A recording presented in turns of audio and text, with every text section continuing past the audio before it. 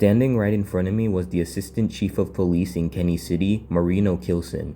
Yes, that is his name, and he rightfully deserves it.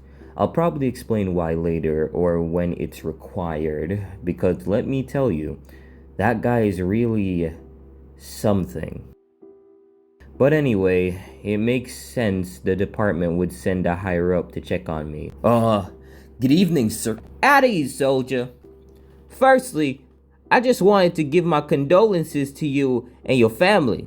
Marino, might I ask why you specifically are here? Oh, it's nothing to them. We just need to know what happened. Plus, I need an excuse. Monday, October 8th. Today I was discharged from the hospital. I was supposed to go home, but I've decided to help with the investigation. If you're wondering about what I told Marino yesterday, I basically just showed him my journal.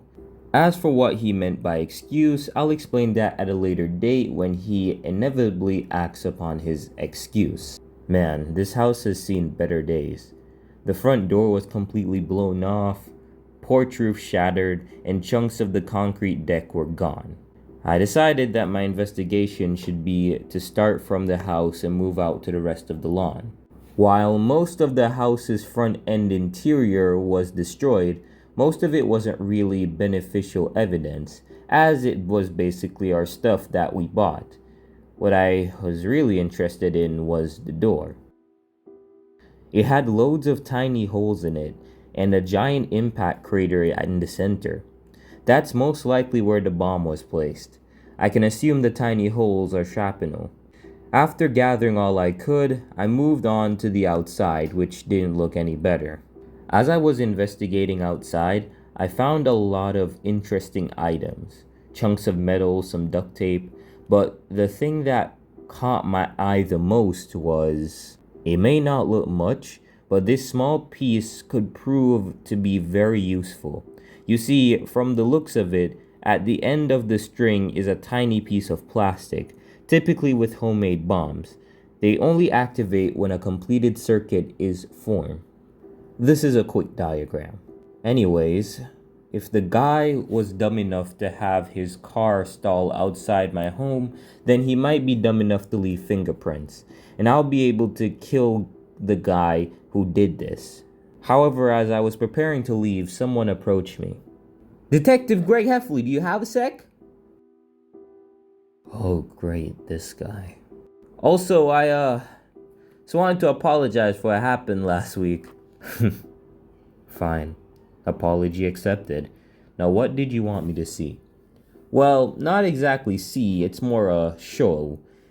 See, we found this piece of evidence where tire marks from the suspect's car was. We're currently looking into what the phone number is.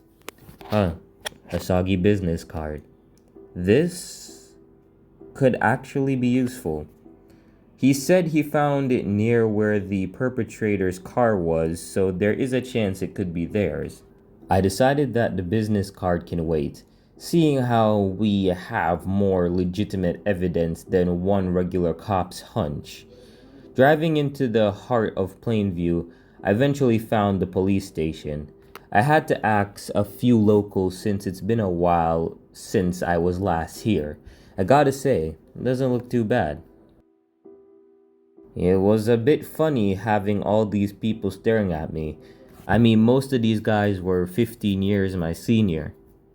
After wandering through the halls for a while, I eventually found the forensic lab, which was where I reunited with an old classmate. Oh, hi, Greg. Greg! Angie Stedman? I heard what happened at the house. Are you okay? They said your brother lost an arm. Is that true? I have to say, I was a little flustered when she got that close to me. It's been a few years since I've been in the love game, but I managed to regain my bearings and correct her on the fact that my brother, Manny, did not in fact lose an arm. Oh. Well, they said someone lost something. Well, if that something was the front of my family's fucking house, then yes. Anyways, Since when did you start working here?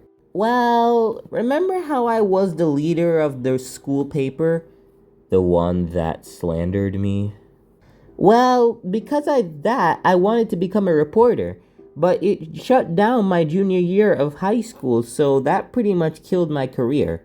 However, I eventually found my liking for biology, and long story short, this place was hiring, and that's why I'm here. Once she finished, I talked about some of the stuff that I've been up to, but then I realized I had almost completely forgotten what I came for. Remembering the evidence we had collected, I quickly showed it to her. I told Angie to prioritize analyzing the string in particular. She said that it would take a while and that she'd probably get the string done by tomorrow. So, with that information secured and in the process of being analyzed, I went home. But just as I left the room, something really weird happened. Remember to tell Manny I said hello.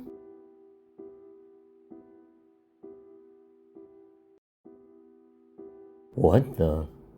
Who the heck is this? This feeling. Why is he looking at me so intensely? Huh? He's gone? Okay, well, that was really strange. The guy didn't even say anything. He just vanished as soon as I closed my eyes. I can't tell if I'm actually seeing ghosts or if someone's putting stuff in my coffee. After my paranormal encounter, I decided that I had enough for today, so I just went home.